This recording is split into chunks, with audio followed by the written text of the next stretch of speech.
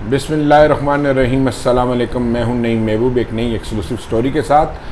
آج میں جس سٹوری کے متعلق آپ کو ناظرین آگاہ کرنا چاہ رہا ہوں وہ بیسیکلی ادویات کی قیمتوں میں اضافے کے حوالے سے سٹوری ہے۔ پاکستان ینگ فارماسسٹ ایسوسیشن کے جو سیکرٹری جنرل ہے ڈاکٹر فرقان ابراہیم، انہوں نے حال ہی میں پرائم منسٹر آف پاکستان کو ایک خط لکھا ہے جس میں ہوش ربا نہ صرف انکشافات کیا گئے ہیں بلکہ مبینہ طور پہ کرپشن اور برائب کے الزامات بھی لگائے گئے ہیں۔ اور یہ بڑی حیرت انگیز بات ہے کہ ملک کے عوام کو جہاں مہنگائی کی چکی میں پیسا جا رہا ہے اور کسی کو کوئی اس ملک کے عوام کا خیال نہیں ہے، جو ہے ارب پتی اور بڑے بڑے لوگ وہ مزید ان کی آمدن میں یا ان کی دولت میں اضافہ ہو رہا ہے، اور اسی کے ساتھ ساتھ اس ملک کے غریب عوام اور عام شہری کا جینا جو ہے محال ہوتا جا رہا ہے۔ میں آپ کو بتاؤں کہ پاکستان ینگ فارماسسٹ ایسوسیشن کے عہدیداروں نے پرائم منسٹر آف پاکستان کو لکھے جانے والے خط جو حال ہی میں لکھا گیا ہے، ایسے انکشافات کیے ہیں کہ اگر آپ اس خط کو پڑھیں تو آپ حیران رہ جائیں گے کہ ڈرائب جس کا بنیادی کام نئی ادویات کی رجسٹریشن کرنا ہے، ان ادویات کے معیار کو چیک کرنا ہے اور ان ادویات کی پرائس کو کنٹرول کرنا ہے، تو یہ پاکستان ینگ فارماسسٹ ایسوسیشن نے الزام عائد کیا ہے کہ جو ڈرائب کے چیف ایگزیکٹو ہیں عاصم روف اور عبداللہ جو director registration and director admin ہیں، ان سمیت جو اعلیٰ عہدیدار ہیں، ان پر مبینہ الزام عائد کیا گیا ہے کہ انہوں نے ایک ایسی سمری تیار کر لی کہ جو جون میں حکومت کے سامنے رکھی جائے گی اور حکومت سے ادویات کی قیمت میں 3 سے 7% تک اضافے کی منظوری مانگی جائے گی، اور بیسیکلی اس میں یہ بھی واضح کیا گیا یہ 3 سے 7%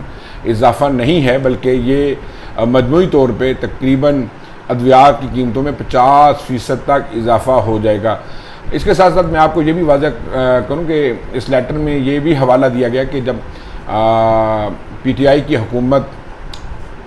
کا قیام عمل میں آیا، جب وہ برسر اقتدار آئی، تو انہوں نے آتے ہی ادویات کی قیمتوں میں تقریباً 400% تک اضافہ کیا، جو کہ ایک بہت بڑا اضافہ تھا، اور جس پہ جب زیادہ شور مچا تو اس وقت کے پرائم منسٹر جناب عمران خان نے اس وقت کے وزیر صحت کو عہدے سے ہٹا دیا تھا اور فارماسسٹ کمپنیوں کو ہدایات جاری کی تھی کہ وہ ادویات کی قیمتوں میں کمی لائیں، لیکن بدقسمتی سے ایسا نہ ہو سکا، جو قیمتیں بڑھا دی گئیں ان میں کمی نہیں کی گئی۔ ذرائع یہ جو پاکستان ینگ فارماسسٹ ایسوسیشن کے جو اعلیٰ عہدیدار ہیں، ان کا کہنا یہ ہے کہ بلکہ ان کا کہنا کیا یہ الزامات لگا رہے ہیں کہ ڈرائب کے حکام نے تقریباً 50 ارب روپے لے کر 100 جو ہے فارماسسٹ جو کمپنیاں ہیں بڑی 100 ان سے یہ معاملات طے کیے ہیں، اور اب وہ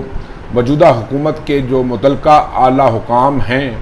ان کو یہ آفر دے رہے ہیں کہ اگر وہ ان کو 10 ارب روپیہ ہم کلیکٹ کر کے دے سکتے ہیں فارماسسٹ انڈسٹری سے تاکہ قیمتوں میں اضافے کے عمل کو مکمل کیا جا سکے۔ اور لیکن یہ معاملہ بھی کیونکہ چل ہی رہا تھا،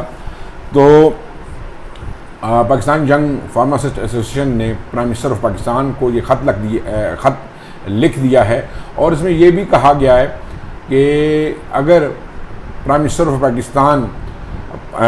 جو ہے وہ پرائس پالیسی 2018 کا بھی جائزہ لیں،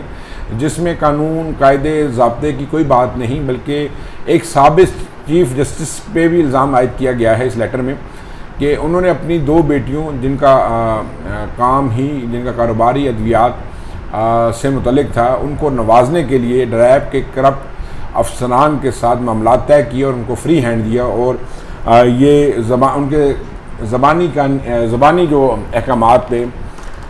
پرائس پالیسی 2018 مرتب کی گئی، اس کو بھی اثر نو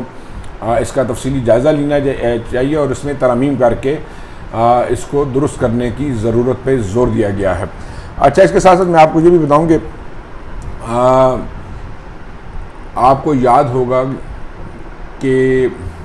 پرائم منسٹر آف پاکستان نے جب سابق وزیر صحت کو ہٹایا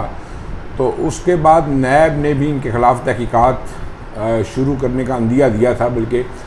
کچھ نیوز بھی چلی تھی، لیکن بعد ازاں یہ ہوا کہ ان کے خلاف نیب میں ہونے والی تحقیقات کا خاتمہ کر دیا گیا، اور آج پھر ایک نئے سرے سے آنے والے چند دنوں میں ڈرائب حکام کی جانب سے ادویات کی قیمتوں میں اضافے سے متعلق جو بنائی گئی سمری ہے، اگر اس پہ عمل درآمد ہو جاتا ہے تو ایک بار پھر عوام پہ ایک نیا بم